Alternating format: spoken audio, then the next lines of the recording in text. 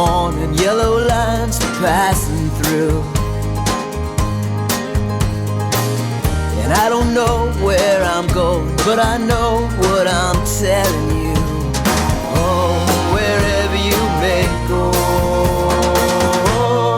walk the open road. Well, the first time that, my first memories and stuff is that I lived down the street here, about 6 houses and stuff, so it was really convenient for me to just to walk down here and get a candy bar or this, that, and the other. And the gentleman that lived right next door, his name was Basil Ambler and stuff. His next name was Tubby. And I used to show up here and there, and I used to start hanging around and stuff.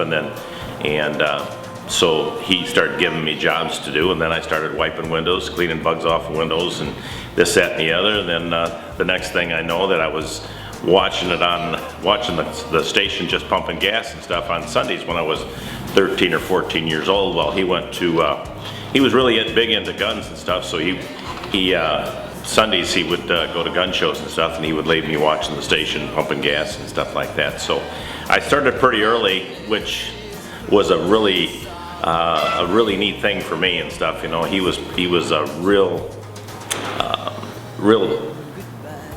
good person in my life. He gave me a lot of guidance stuff. When I got out of high school, I knew I didn't really want to go to college. I just wasn't up to college and stuff. I wanted to do hands-on mechanic work and this, that, and the other. So I had a couple. I stayed here and worked for a fellow that bought Basil Ambler out. His name was Earl Kaler, and I worked for him for about a year and a half, and then he sold it to another fellow called Royce Macbeth, and I stayed with him for a couple years.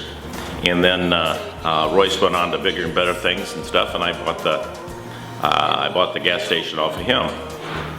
And what was kind of neat is that I really didn't have any money, and I just got married. I was married about just got married about a month before we bought the station and stuff. And Royce Macbeth loaned me some money, and the guy that was delivering the fuel, his name was Herman Daniels. He loaned me a tank of gas, and my dad signed for some money up the bank, and we were on our way. So scared me to death, but we stayed here for 27 or 28 years and stuff on our own.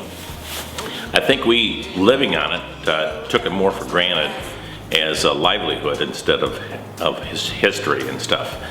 But as the time went on,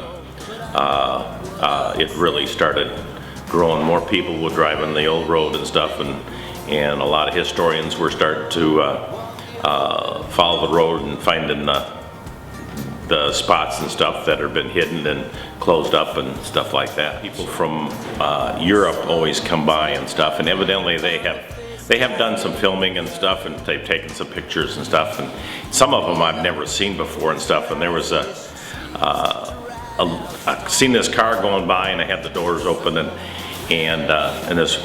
there was a group of people. There was about 5 cars altogether, and this lady was looking at the book and looking up, and looking at the book and looking up, and then she goes, "There he is, right there." And evidently and they brought the book up and stuff, and they were from France and stuff, and this book was a nice hardbound book and stuff, and had about a half a page picture of me in there, and then he had a picture of my dad in there and everything else. So shoot, they all bailed out and come up. She was just like, they were giving me hugs and everything else, and want me to sign the autographs and stuff. So that was really cool. Yeah. Well, my dad, he came to help me and stuff when he retired from being in the contracting business and stuff. It all started and stuff when I came around the corner, and he had about 4 kids, 4 young, 8, 9, maybe a little younger and stuff. They're all in front of the candy thing, and I heard him say, "Well, you kids, just pick out one." He says, that'll be fine and stuff, and out the door they go. And so I kept an eye on him, and I was wondering what he was doing and stuff. Well, he was treating the kids to candy bars and stuff. Kids loved him, and he loved kids.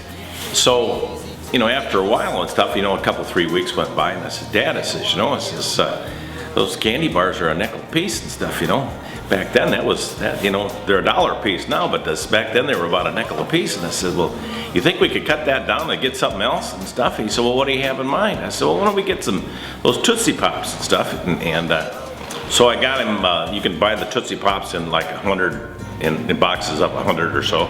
Should we go through 3 or 4 of those every week? And he would give them to all the kids and even the parents and stuff that would come along and, you know, come in. The kids actually got to the point where they wanted to stop for gas every time they come by. They wanted to see Grandpa Red, is what they called him. And so he would give them the Tootsie Pops, and they fly right by me and they go right to him and stuff, which was really funny. And it made me feel good, and it really made him feel great and stuff. And to this day and stuff, we still, if you come in and stuff, you know, during the day and everything else, we got a jar in there with Tootsie Pops and stuff, so everybody that comes in gets a Tootsie Pop from my dad.